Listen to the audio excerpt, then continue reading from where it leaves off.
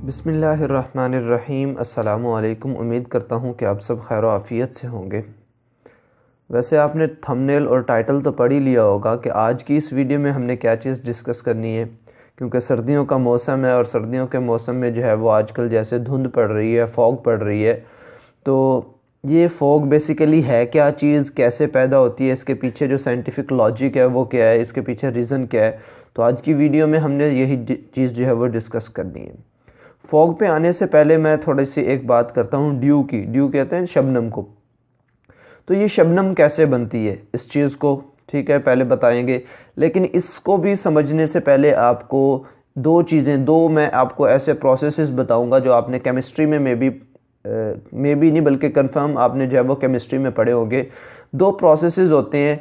एक ऐसा प्रोसेस है जिसमें हमारे पास जो वाटर है वो बॉयल होता है और जो मतलब कि लिक्विड से वेपर्स में जो है वो कन्वर्ट हो जाता है। तो ऐसे यानी कि जब भी हम किसी वाटर को या किसी भी लिक्विड को हीट अप करते हैं तो वो लिक्विड से कन्वर्ट होके वेपर्स में जो है वो एवेपोरेट हो जाता है। तो इस प्रोसेस को हम कहते हैं वेपोराइजेशन, ठीक है। और इसका बिल्कुल एक रिवर्स प्रोसेस होता है जिसमें जो है वो वाटर वेपर्स जो है वो अगेन कंडेंस होके इकट्ठे होके जो है वो किस में, लिक्विड में कन्वर्ट हो जाते हैं और इसे हम कहते हैं कंडेंसेशन, ठीक है।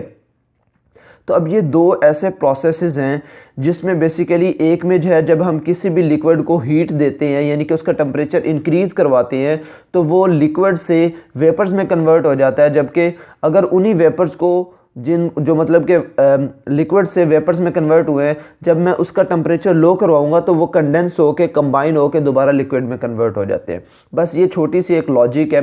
तो अब इसमें होता क्या है, जो हमारी एयर है, जो हमारा एटमॉस्फेयर है, ये तो आप जानते होंगे कि इसमें कुछ ना कुछ नमी, मॉइस्चर तो होता है, ठीक है ना। लेकिन जो ही हमारी जो है वो अर्थ का, हमारे एटमॉस्फेयर का टेम्परेचर जो है वो डिक्रीज़ होता है, जो वाटर वेपर्स जो है वो हमारे माहौल के अंदर, हमारे एटमॉस्फेयर के अंदर फिर रहे होते हैं, तो वो थोड़े से जो है वो कंडेंस होना शुरू हो जाते हैं। और ये तो आपको ये भी तो पता होगा कि हमारा जो एटमॉस्फेयर है वो 100% क्लीन नहीं है, और बिलखसूस पाकिस्तान में तो एटमॉस्फेयर क्लीन है ही नहीं है। डस्ट पार्टिकल्स बहुत सारे होते हैं, ठीक है ना।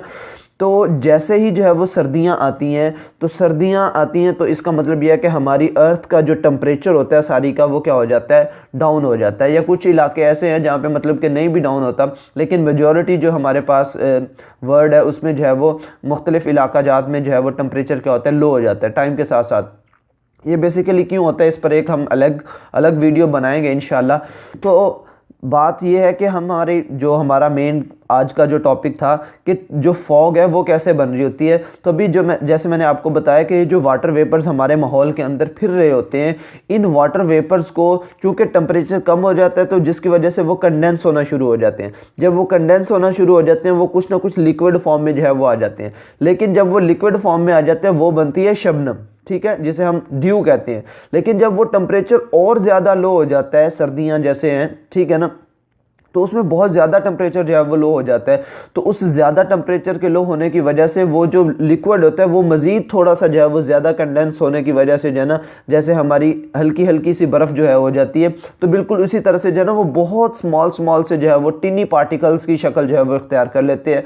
और उसमें चूँकि हमारे पास डस्ट पार्टिकल्स भी होते हैं एनवायरनमेंट के, तो वो सारा मिलकर जो मिक्सचर है डस्ट पार्टिकल्स का और हमारे पास जो वेपर्स है वो कंडेंस होकर जो हमारे पास छोटे छोटे टिनी पार्टिकल्स बन जाते हैं। तो उस सब का जो मिक्सचर होता है वो बेसिकली हमारे पास क्या होता है, एक फॉग बनती है, ठीक है। अब एक छोटा सा सवाल मैं आपसे और पूछने लगा हूँ, इसकी रीज़न आपने मुझे कमेंट बॉक्स में जो है वो ज़रूर बतानी है कि जो ही हमारी जो है वो सर्दियाँ आती हैं तो हम जो ही सांस लेते हैं तो हमारी मुंह के अंदर से एक ऐसा जो है वो धुआं सा, भाप नुमा जो है वो, स्टीम नुमा जो है वो निकल रही होती है। इसकी लॉजिक आप लोगों ने बतानी है, तो आपने कमेंट करके ज़रूर बताना है कि ये क्यों होती है, ठीक है। अगर आपको पता हो तो ज़रूर बताइएगा, अगर नहीं पता हो तो मुझे ये भी कमेंट करके बताइएगा कि अगर आपको नहीं मालूम तो मैं इंशाल्लाह इस पर जो है वो एक अलग से वीडियो बनाऊँगा, ठीक है। तो उम्मीद करता हूँ कि आपको ये वीडियो जो है वो इंटरेस्टिंग लगी हो, कुछ नया सीखने को मिलेगा। तो अगर आप इस चैनल पर न्यू हैं तो आप इस चैनल को सब्सक्राइब कर लें ताकि आपको ऐसी इंफॉर्मेटिव, इंटरेस्टिंग जो है वो साइंस के मुतालिक वीडियोस डेली मिलती रहें, ठीक है।